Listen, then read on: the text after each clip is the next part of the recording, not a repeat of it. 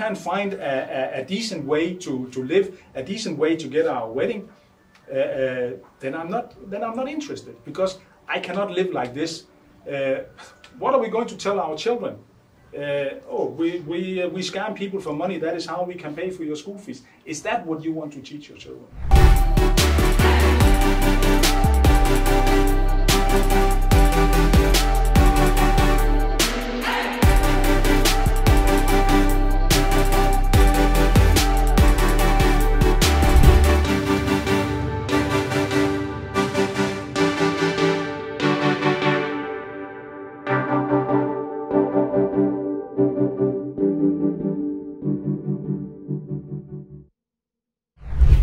Ladies and gentlemen, this is your girl April, and you're welcome back to your favorite show, The Love Circle. This is a show where we discuss the groundbreaking episodes of another show you must have seen rolling out on social media platforms called Single at 30. Today with me I have two love experts, and guess what? We are going to be going into the nitty-gritty of episode 8 of Single at 30. So with me today I have Nee. Hello Nee. Hello. Apart from being a love expert, he is also an IT expert and a businessman. And then there is also Mr. Bill Fleming, who is also an actor and a scriptwriter, apart from, of course, being a love expert. So hello, gentlemen. Hello.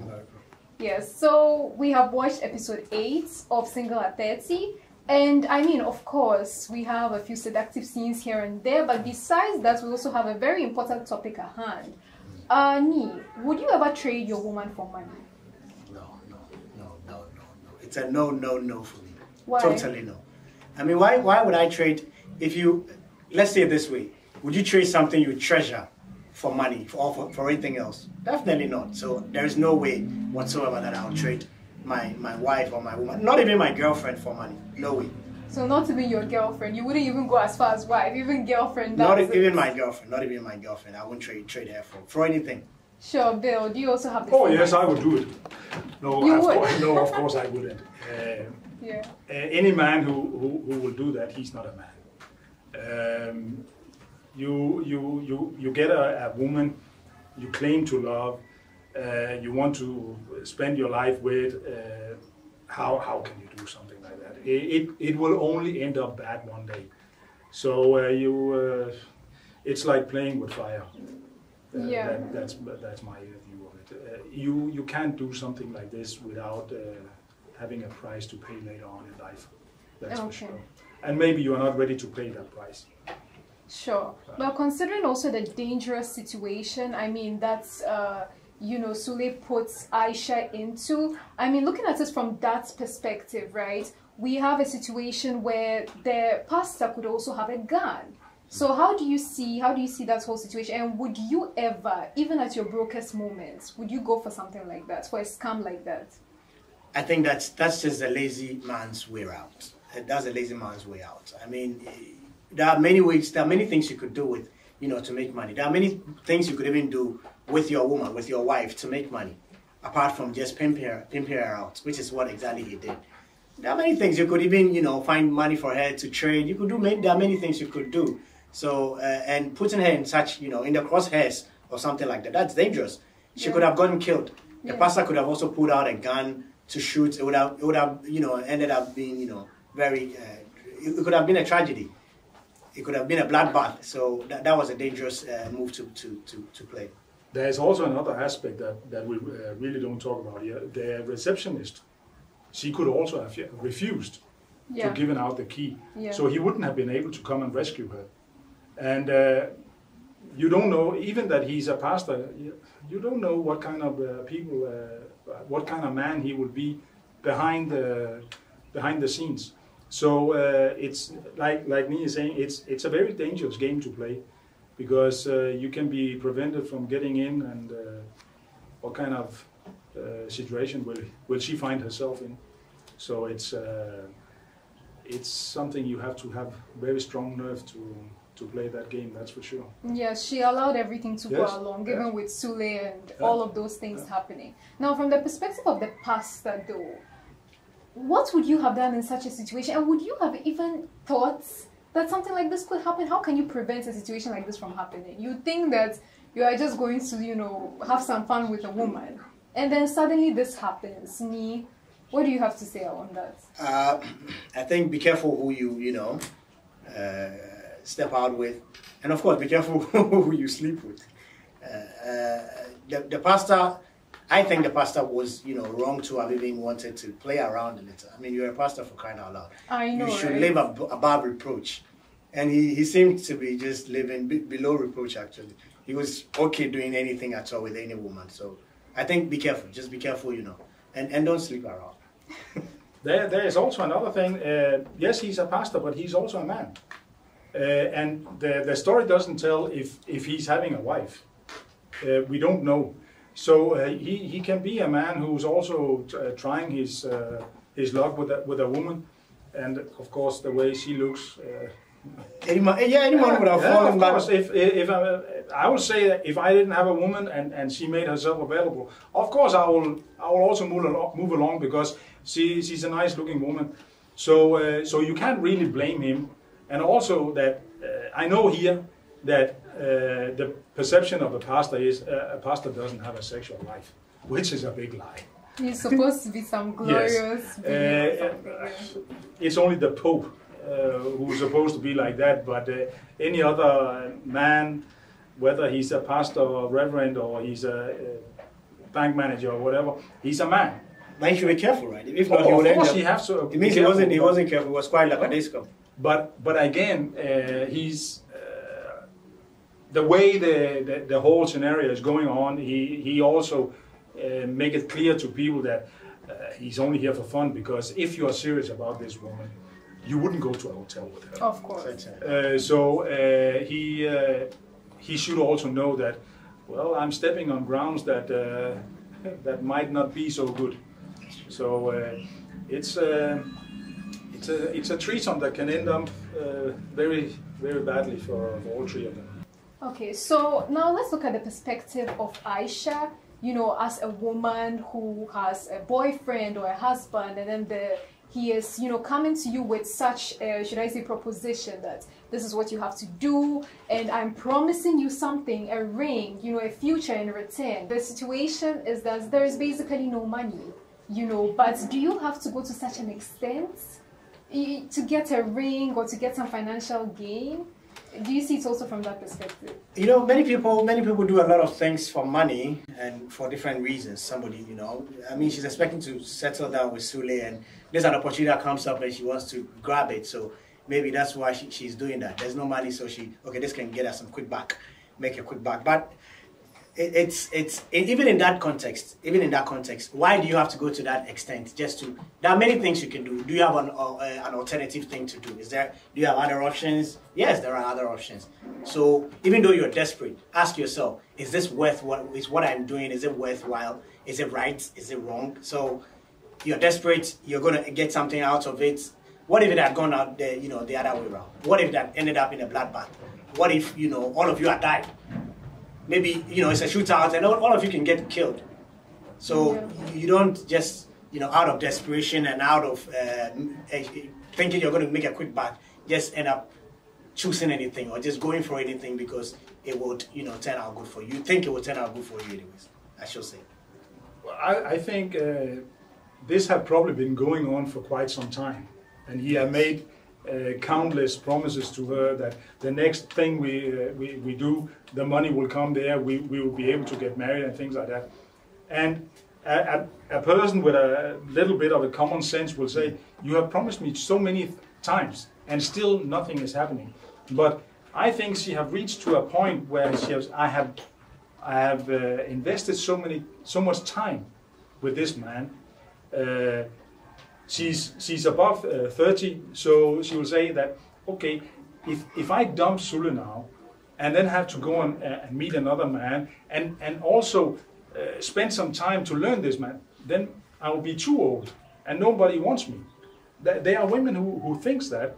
So I think her desperation is coming from the point that she feels that she can't just walk away and start all over. So maybe that is why she agreed to go do his terms, because if she doesn't, then there's no future of marriage, and they will just be whatever they are. So I think her desperation lays more in the fact that she's growing and she won't have, she don't feel she have the time to invest in another relationship more than the money issue. Okay, so Ni, at what point do you think a woman should take a stand? We all know she's desperate and all that, but at what point do you say this is enough? I'm done. You know, what do you think? I think, you know, people should have values and they should live by their values. It doesn't matter what situation you're in. If you have values, there are things you will do, there are things you would not do. There are things that if you ask me, Nisanshi, would you do this for $1 million? If I would do it according to my values, then I will. If it's against my values, I won't do it for $10 million. I won't do it if I won't do it because it's against my values. So I think people should have values and live by their values. Be it whatever relationship it is, be it marriage, love relationship, just, you know, a fling, anything. Just have values and live by your values. Okay. So it doesn't matter whether you are 30, you are desperate, society is packing all the pressure on you, family is on your neck and all that. If you have certain values, you know, come on, I can't do this thing. It's, you know, against my values, it's against the law and things like that. If it's against your values, you won't do it. Whatever it may be that you're facing or whatever situation you may be in. I think that they are here. Was it 100,000 he was asking for, and she made it 150? Yeah, she increased. And the pastor is ready to give it. So they actually quite easily got that money. Mm. So and the way they seem to live, if they are going to get married, they will probably use all the money on their wedding. So what about day one after the wedding? So she had to ask herself, is she ready to have this kind of life? Because their life will continue like this after the wedding. So it's not just about getting the ring. It's about, am I ready to continue this scam? Yes, it means other things will come up. Yes, because other bad things will come up. Because you're not ready to do genuine work for you to get the money to get married. You are ready to do the scam. So that means that tomorrow you will continue the scam. And are you willing to live that kind of life for the rest of your life? So that is where she should put her feet down and say, no, enough is enough. If we can't find a decent way to live, a decent way to get our wedding, then I'm not interested, because I cannot live like this. What are we going to tell our children? We scam people for money. That is how we can pay for your school fees. Is that what you want to teach your children? So I think that that is where she should put her feet down. It doesn't matter if they have been together for 10 years or how long time, and he have made uncountable promises. It's the fact of tomorrow, the day after the wedding. What are we going to do? Are we going to live this way? Are we going to continue, or are we changing our life? So there's a very, I will almost call it an anthem of Ghana, be reborn. And it's not only in church, but also in your private life. If you do bad things, then find another way to do the things before you want to settle. Because settling with bad things, you haven't settled. Okay, gentlemen, any closing remarks? Yeah, live within your means, and just live according to your, have very good values and live by those values. You can't go around doing anything just because you think you can make a quick buck or you can get something good out of it. It won't end well. You can't have a good story to tell your descendants, your children, your children's children. It won't end well for you. Bill, do you align? Well, I agree with him, I have it difficult to put myself in these people's situation, because I wouldn't do something like that. But I know people who have done it, and actually people who have been my close friend. Okay. Yes, he even taught me how they do all this kind of scam. Maybe that is why they have not been able to scam me. I don't know. So they actually live by this. They wake up like this. They sleep like this. They eat like this, and they find it very difficult to get out of it, because it's like taking drugs. You get a kick out of it, and how are you? I need my next fix, and it's you probably know it's like watching your favorite football team, and when they are playing, you will do anything to watch them, yes. And they will do anything to make the next buck, but it's like we said earlier, it's a dangerous game to play, and one day you will have to face the music. Yeah, you have to pay for it. You have to, and you have to ask yourself, like Nee was saying, that are you ready to tell this story to your grandchildren? Because they will not be happy to hear it. I guarantee that. Okay, sure. Great discussion, gentlemen. Thank you so much. I had a fantastic time, and I hope you also had a fantastic time watching today's episode. This is the Love Circle, and this is your girl April. Make sure to get interactive with us on our social media platforms, and I'll also make sure to see you guys again in another episode.